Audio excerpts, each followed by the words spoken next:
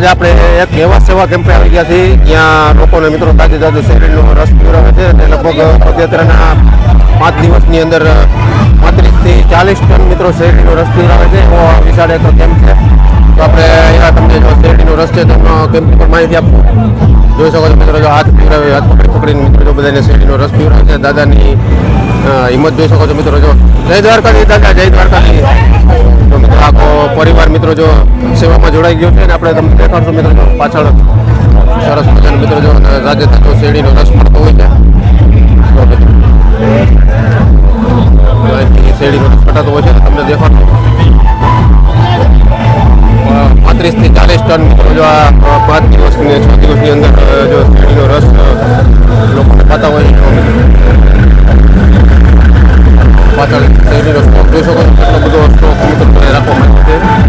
અને અહીંયાથી મિત્રો શેરડી ચોકીથી મિત્રો જો નીકળી રહી છે બહાર જોઈ શકો છો મશીનમાં. આ શેરડીનો રસનો સ્ટોક છે જે હજી આ કેમ્પ હજી 5 દિવસ ચાલવાનો છે તેનો કેમ્પ છે. આ જોઈ શકો છો કેવડો મોટો સ્ટોક છે મિત્રો. અને બે મશીન મિત્રો રાખવામાં આવ્યા છે અને પાછળ મિત્રો સેવા આપેલી છે.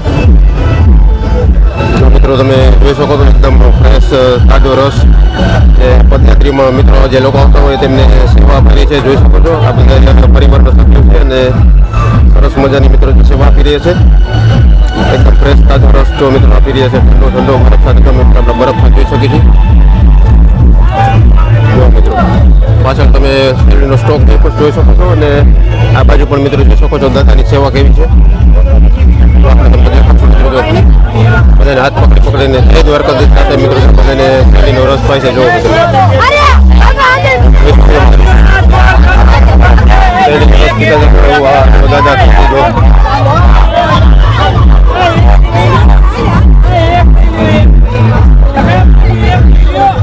જય ગુરુદેવ. આજે 14મા વર્ષમાં આ કેમ્પનો પ્રવેશ થયો છે અને આજે બીજો દિવસ છે. ભાઈ રાજકોટથી આવે છે અને આખો પરિવાર અહીંયા જે 8-10 દિવસનો કેમ્પ હોય આખો પરિવાર અહીંયા આવે છે. પણ એના કરતાં સૌથી મોટી વાત એ છે કે હું આપને બતાવવા માગું કે આ જે મશીન પાછળ દેખાય છે રસના ચીચોડાનું, આ મશીન ભાઈએ અને એમના પરિવારે એમનું કામ મિસ્ત્રી કામ છે અને આવા બીજું પણ જ્યાં મશીન છે આવા 2 મશીનો સ્પેશિયલી આ કેમ્પ માટે બનાવડાવ્યા છે.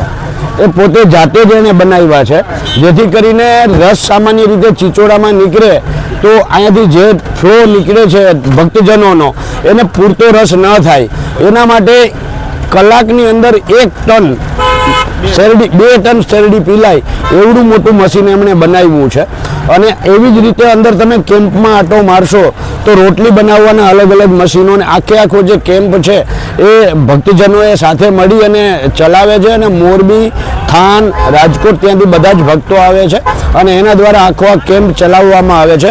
અમારા નગાઆદા છે જેમની આ વાડી છે અને નગાઆદા અને આખું અમારું ગામ હંજડાપર ગામ છે એ જેવી રીતે ભક્તો ત્યાંથી આવી અને આ કેમ્પનું આયોજન કરે છે તો સેવા આપવા માટે હંજડાપર ગામના તમામ લોકો અહીંયા સાથે મળી અને કેમ્પના આયોજનમાં જેટલી થાય એટલી સેવા કરવાના પ્રયત્નો કરે છે. અત્યાર સુધીમાં જે પદયાત્રીઓ નીકળે છે તો કેટલી પ્રસાદીની સેવા અત્યારે લોકોને અપાઈ ગઈ છે? આમ સામાન્ય રીતે છેલ્લા 14 વર્ષની સરેરાશ કાઢો તમે તો રોજના ઓછામાં ઓછા 20 થી 25,000 લોકો અહીંયા પ્રસાદી લઈને જાય છે.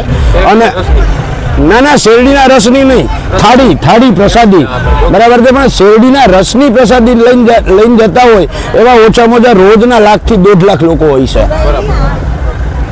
તમારા બધા પરિવારના સભ્યો સેવા આપે છે? મારું ગામ આ હંજડાપર છે. આ લોકો રાજકોટ, મોરબી ત્યાંથી આવે છે. બધા જ ગુરુભાઈઓ છે સાથે મળી અને આખું 8-10 દિવસ અહીંયા રેસિડન્સ જ અહીંયા કરી નાખે છે.